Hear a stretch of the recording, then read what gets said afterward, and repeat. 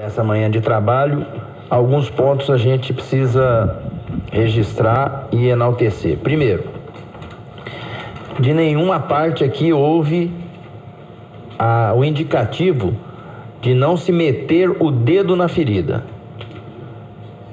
Assunto extremamente complexo, foi abordado com uma transparência, uma tranquilidade e uma sensatez que nos leva num caminho de buscar a continuidade dessa solução. Me impressionou mais ainda o posicionamento extremamente positivo por parte dos órgãos do governo, que entendem e verificam a necessidade de se fazer alguma coisa. A gente espera que essa manhã de trabalho e os outros dias de trabalho que vocês já se conscientizaram dessa importância, possa ser levado às autoridades mais à frente desse contexto mandatário que nós temos no nosso país. Eu vou fazer essa minha parte. Onde eu puder encontrar alguém que possa ter voz diante do presidente, vou levar essa situação, porque como alguém aqui falou, vai ter um momento do nosso país sair dessa crise, ter novas perspectivas, ter novos investimentos a serem vislumbrados. E esse tipo de investimento é essencial no meu entendimento. Ele reflete diretamente no bolso do trabalhador.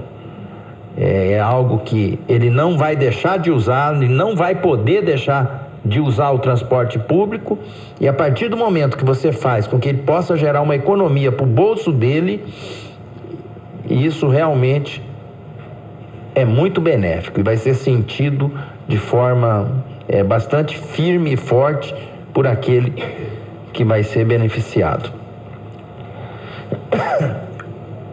Mais importante também em toda essa situação, alguns pontos que a gente também se surpreendeu. Esse modelo americano, onde o transporte público em algumas vezes tem uma tarifa simbólica ou mesmo é de graça, é algo a ser perseguido, sim. Se a gente não fizer nada, imaginem o que vai ser das nossas grandes cidades daqui 10 anos.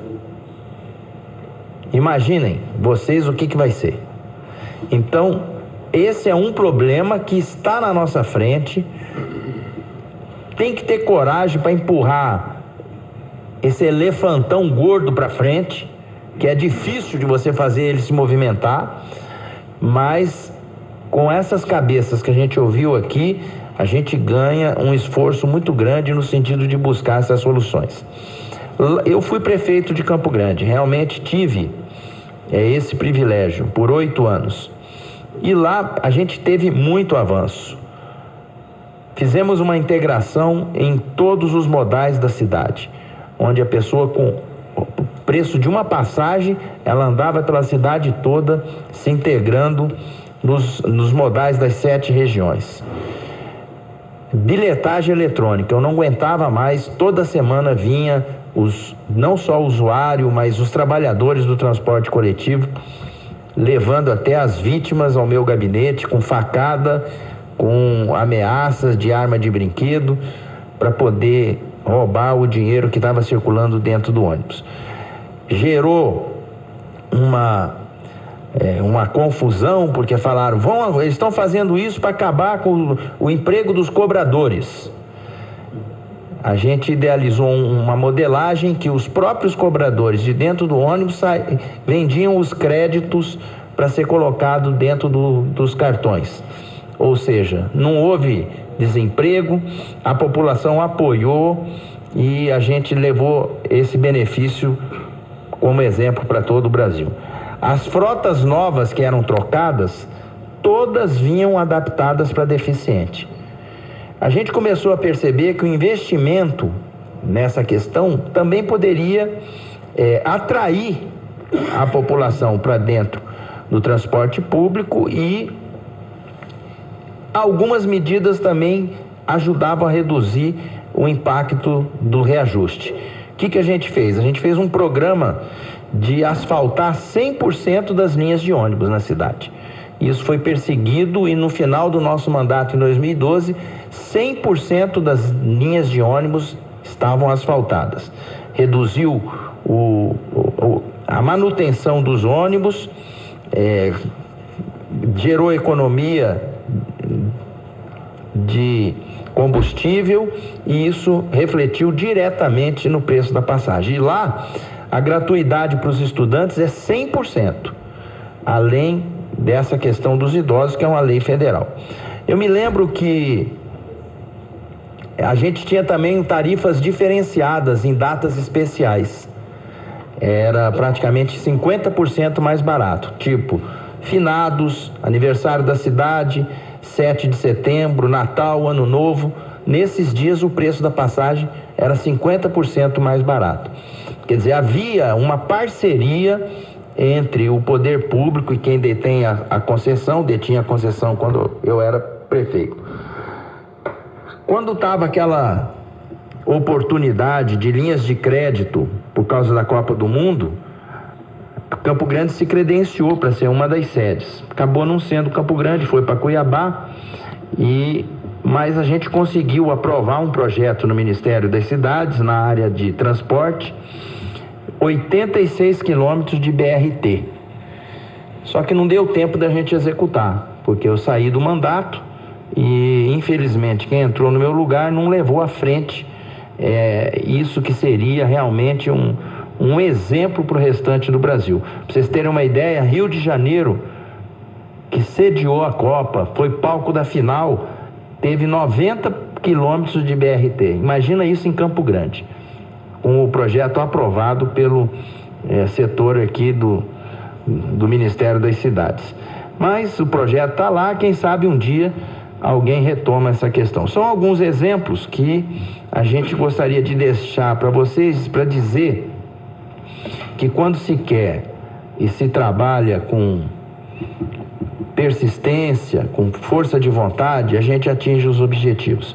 Eu sou extremamente apaixonado por esse tema, vou levar à frente nos locais onde eu puder, e eu pediria ao senhor Jean Carlos, ao Gustavo Zarif, ao Carlos Henrique, ao Fábio, Zé Filinto e Otávio Vieira, que não me deixe sozinho nessa luta.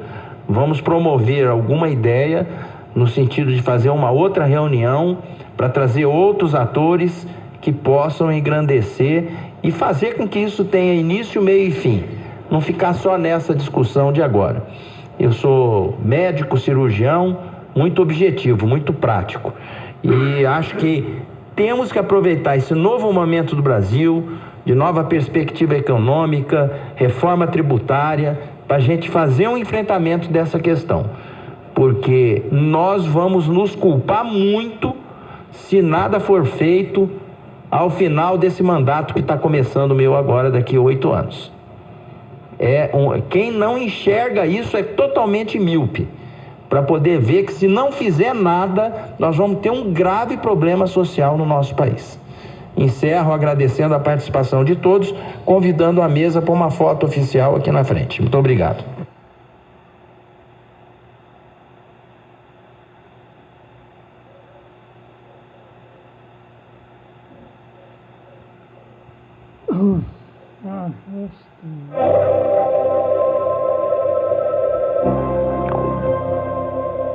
Depois de mais de uma década de bons crescimentos, Sergipe amarga há alguns anos uma retração econômica que trouxe consequências graves para o mercado de trabalho. Porque não há saúde, não há educação, não há segurança se não tiver riqueza. Não há como enfrentar esse déficit previdenciário se não tiver geração de riqueza, se não houver crescimento econômico.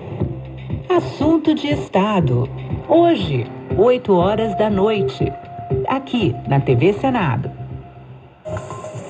Esses números aqui falam por si só. É o fato que os governos gastam mais do que arrecadam. Fazer uma alocação correta de recursos. Nenhuma proposta para aquecer a economia. Se a reforma não for aprovada, o mundo acaba. A população tem que saber que reforma